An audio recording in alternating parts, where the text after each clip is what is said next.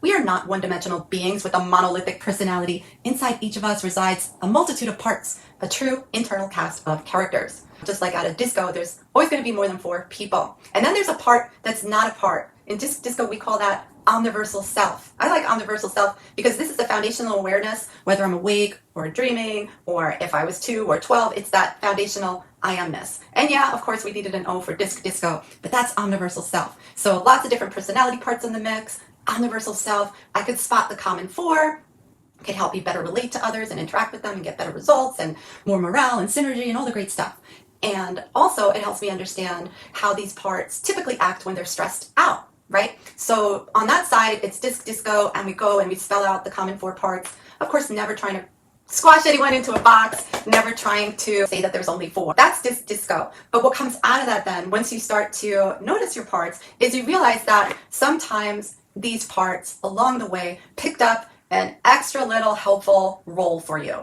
And I like to think of it as a shield. So here's my little eye part. It picked up a shield, and this would be like a prickly weapon of a shield. I know somehow it just coincidentally looks a lot like a Dyson air purifier remote today.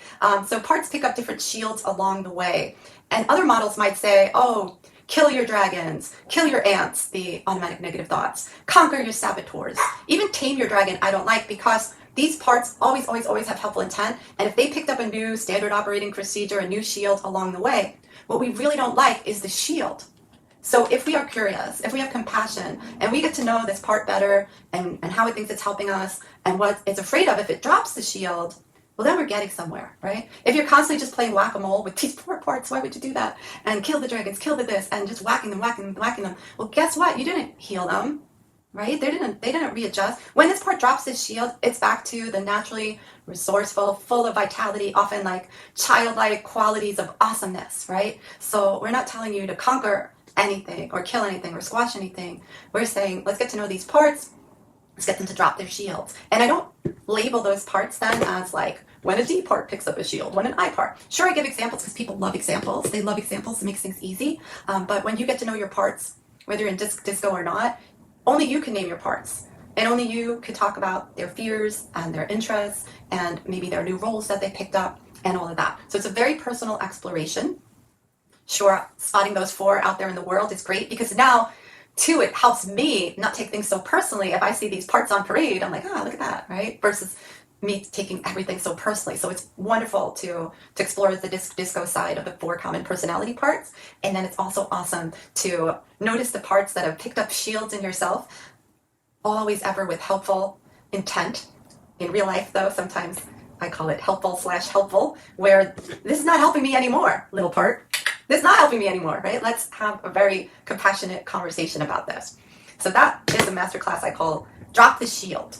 And whatever sounded interesting to you, I invite you to reach out and explore. I'm happy to share this stuff. Absolutely love this. Complete game changer, complete X-ray vision for how you interact with others, but also transforming that inner discord into actual inner harmony, into actual inner teamwork makes the dream work.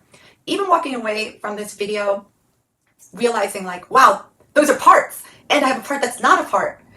And ideally, that part that's not a part, my omniversal self, will be what's shining and guiding me and my parts in my life, right? And then all that internal exploration could happen in your own way.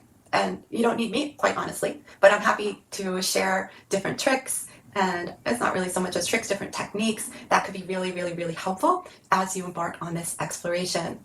Because there's nothing wrong with you that needs to be fixed. You're not missing anything. You have that beautiful omniversal self. All it could ever be is covered over or clamored over. But if we are able to sweep away some of that stuff, then you're unearthing what's already there. So you're already perfectly 100%. Don't let anyone else tell you that you should be whacking stuff and doing anything that really pathologizes part of yourself.